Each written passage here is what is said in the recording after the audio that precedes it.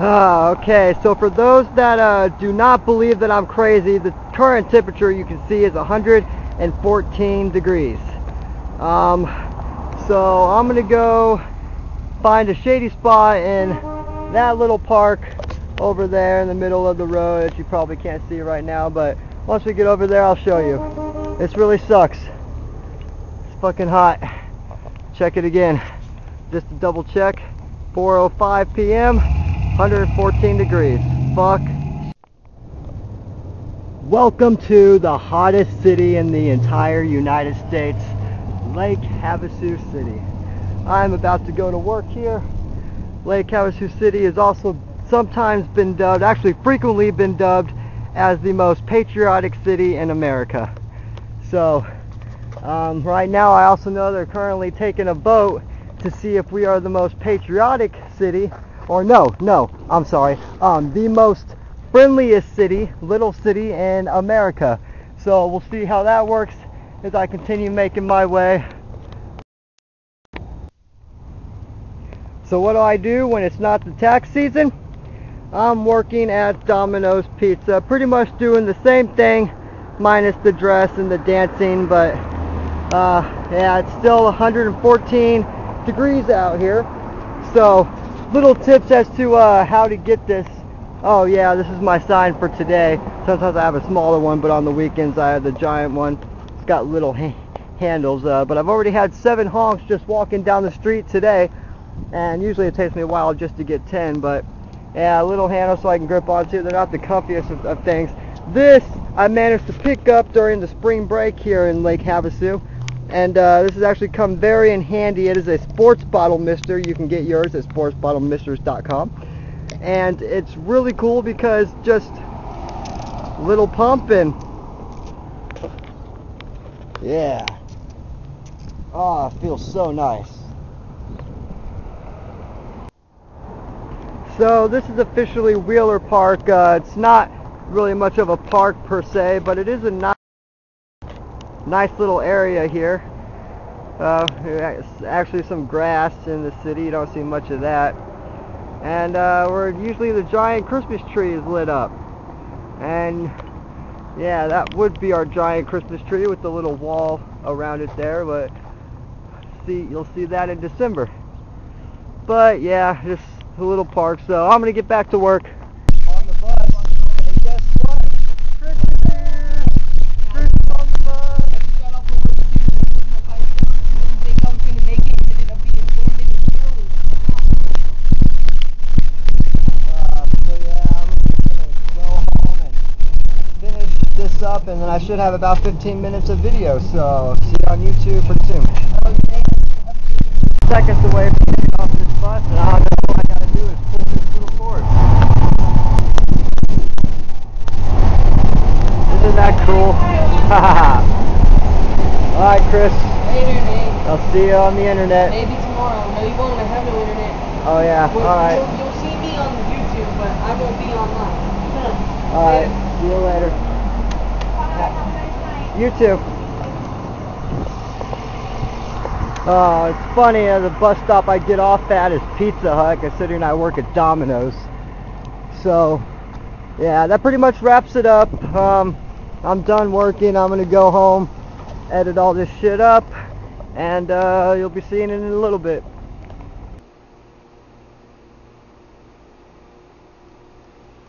Randy Orton estimates that he's RKO'd more than 100 superstars, divas, legends, WWE Hall of Famers, and Raw guest host stars during his career.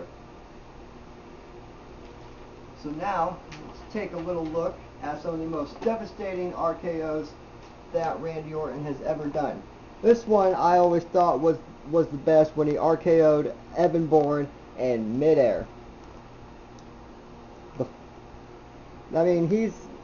Okay, it says, I'm always thinking about other superstars' moves and how I can counter them. It's like every move that somebody does, he's going to try to find a way to counter it. Like the 619. Rey Mysterio was in midair when Randy Orton just ran out, RKO out of nowhere. Leapfrog RKO from Christian. the double RKO on to Shawn Michaels. Well, actually, it was a rated RKO team. World record KO when the recipients of Wade Barrett, Darren Young, Edge, and finally Sheamus were all RKO just within a matter of seconds, which Randy Orton calls a world record KO. Buried the dead at WrestleMania 21 when he countered the choke slam that The Undertaker was trying to give him into an RKO. An RKO, the recipient of Rob Van Dam back in 2007 when he debuted that head over heels RKO. And CM Punk's bell was rung when he got RKO'd from the top of a ladder. Now while we're here and we're talking about it, Orton just recently went Hollywood in a movie called That's What I Am. I personally have not seen it yet, so I can't say anything about it, but I just wanted to make a note so I could possibly remind myself to watch that because it is a WWE film, and I have watched every single WWE film ever produced. A quote from Orton, which some of you might remember this if you actually watched the WWE. It was very amusing and very entertaining. Randy Orton quotes, "I would RKO my own grandmother if it meant keeping this title. I would RKO your grandmother just to see the look on her face." The WWE Insider. The Match of the Year nominee goes to Edge retains his title against Alberto Del Rio, thankfully, at WrestleMania. Now let's go inside here. Feud of the Year nominees CM Punk and Randy Orton. The rivalry explodes. As some of you may remember, CM Punk was punted in the head by Randy Orton a couple years ago, and CM Punk decided to take the opportunity right now. Move of the Year nominee goes to Wade Barrett for Wasteland. And the Newcomer of the Year, Sin Cara. I actually really enjoy watching this superstar, and he was injured at Money in the Bank. He will be out 4 to 6 weeks. Take care. And also, Big Show, I know you were also injured during Money in the Bank, so I hope that you heal well too. Shocker of the Year nominee was The Rock versus John Cena at next year's WrestleMania. And then the reason I had to pause right here was for the best new web show. Congratulations, Zack Ryder. Woo, woo, woo. You know it. You are the best new web show on the entire web. Breakout Performance of the Year nominee goes out to Cody Rhodes in his singles debut match at WrestleMania when he defeated Rey Mysterio fair and square. I honestly have to say that I am enjoying the new darker side of Cody Rhodes. I'm so glad he got rid of that dashing thing. That thing was so annoying. I really hated it. Cody Rhodes, that mask. I want to buy it, so see if you can get it on the WWEshop.com. Speaking of WWEshop.com, 2 words for you available now. DX, One Last Stand, for those that have followed the journey of D-Generation X. Best Entrance nominee was Triple H, opts for a Rockin' Mania entrance when he wore this really awesome face mask and made one hell of an entrance, which I at first thought was The Undertaker's entrance. That's how good it was. On the second to last page here, they have an article called Avenging Angel, which features Justin Gabriel, who is really from Cape Town, South Africa. And I just found out some interesting things about him that I thought that I would like to share with you guys. He quotes, I look forward to executing the 450 splash. It's kind of a sadistic move. I like to hurt people. And he's standing here with the gargoyle. I'm sure you can see that picture really well.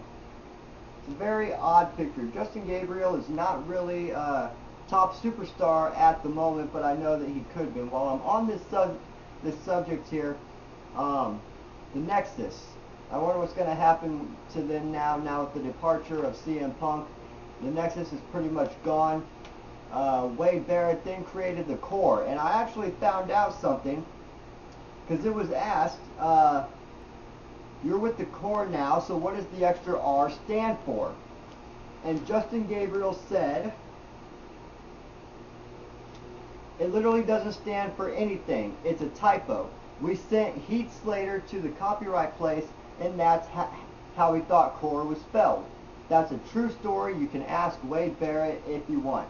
So for those wondering, core was not originally supposed to be spelled like that, I guess, but after that little typo, I guess it just kind of stuck with them. So that's the mystery. I know the core is done now. Wade Barrett's off on his own. Justin Gabriel's off on his own. Heath Slater's off on their own. So I wonder which one of them is going to make it to the top first. My vote is Justin Gabriel because he seems like a really athletic dude, and I just think he can do it. I'm always going for the smaller guys. The last thing you'll ever see, Rey Mysterio, 619. Booyaka, booyaka!